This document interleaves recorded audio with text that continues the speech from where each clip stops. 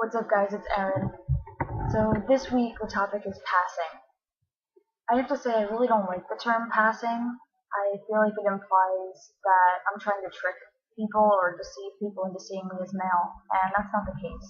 I prefer to use the term misgendered, or that I'm perceived as male. I feel like it's a little more accurate, and it doesn't give that connotation of I'm trying to fool someone or like I'm in a disguise.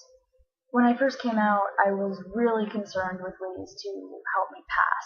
Everything from, what cut of pants or shoes should I wear, how should I be walking or sitting, which mannerisms are going to be seen as too feminine, I don't want to talk with my hands too much. I talk with my hands like crazy.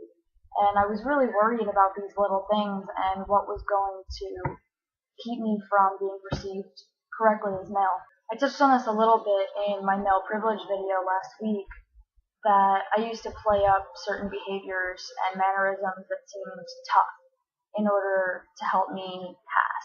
I've stopped doing that because, as I said, I don't want to perpetuate that kind of culture and those stereotypes of masculinity.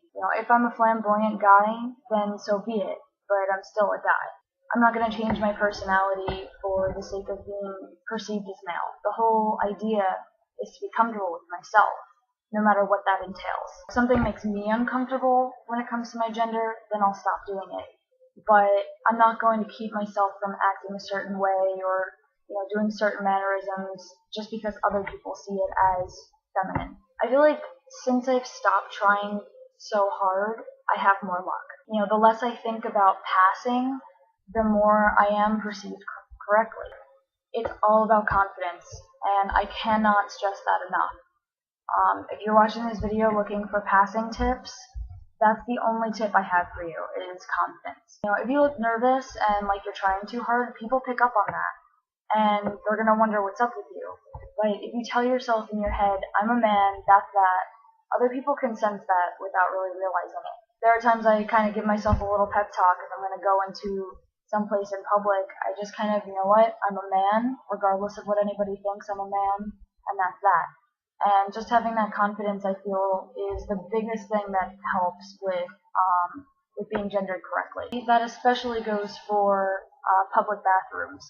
If you walk in there all nervous and looking over your shoulder, people are going to be like, well, what's up with that guy? And they're going to notice, they're going to be like, what's your problem? What, are you in the wrong bathroom? Are you lost, But if you walk in there like you've been there a million times before, like I'm a guy, of course I'm using the guy's bathroom, where else would I go?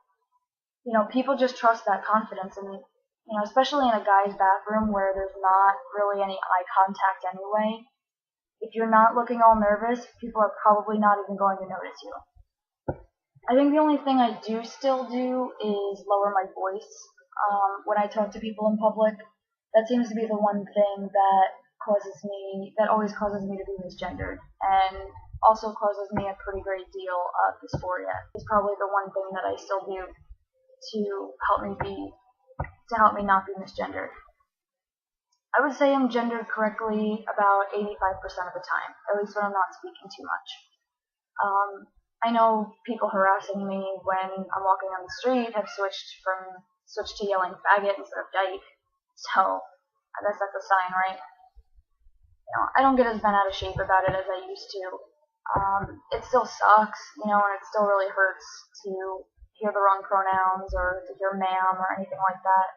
But at the same time, I know that the things that do cause me to be misgendered will change eventually with being on T. I have a sneaking feeling that a lot of the time that I am misgendered, it's because I look like a 12-year-old boy. If I am gendered correctly, I know people will see me to be really, really young. And, if I walk in with keys in my hand, like obviously I was just driving, or people see my tattoos, it's like, well, obviously you're not a 12-year-old boy, so you must be, like an 18-year-old girl. So I think that's a big part of my being misgendered. But yeah, like I said, those are things that eventually will change once I'm on testosterone, and that'll happen less often. And I just take comfort in that this is a temporary state. So, yeah, I guess that's all I really have to say about it. I'll catch you guys next week.